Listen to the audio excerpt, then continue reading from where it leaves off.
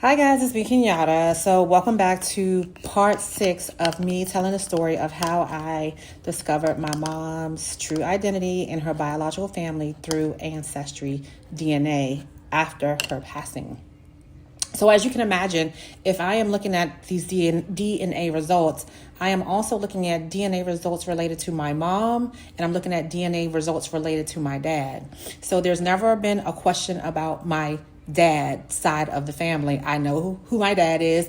I know who his mom is. I know who my aunts are, right? So if the information that I am observing about my paternity is true, then that has to be the same for my maternal side, right? So I am seeing some really strong hits and matches on my maternal side. So based on my logic that this must be true, I decided to reach out to one of the individuals. Okay, guys, so I got myself together and I decided to compose a message to send through Ancestry. And so the person that I had identified that I wanted to connect with, and there were, like I said, a couple of people that were really, their CM numbers were really high. But I decided to reach out to one in particular because I could tell that she had been active on Ancestry. So mind you, I have nothing to share with her because I am the one that's looking for information, right? So when I reached out to her, it was just a wonderful, wonderful experience because the irony is that she was very heavy into trying to figure out and put clues together about her family tree. And so she also was curious about who I was and who my mother was, who was coming up very high on her ancestry DNA results as well. So once I connected with who I now know to be my first biological cousin on my mother's side, it was like I had discovered a pot of gold. We literally texted and exchanged messages nonstop, right? But remember, she is the one telling me everything. She is the one that had the family tree. She is the one that had the photos. She is the one that had been doing a lot of research and had a lot of information.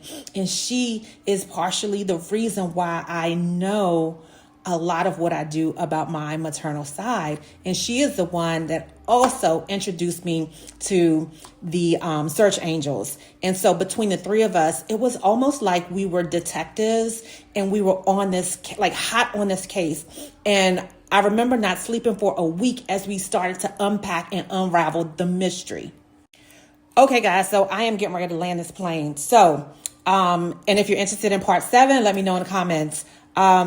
So if any of you are ever interested in working with a search angel, just be prepared that the more DNA information they have, the better and easier it is for them to start connecting the dots. So again, like I said, me and my new biological cousin literally were working at this like detectives for like a week straight, nonstop, no sleep, messages back and forth. Eventually, I was able to uncover with their support my biological grandmother, my biological grandfather, my mother's biological siblings, and my mother's grandparents.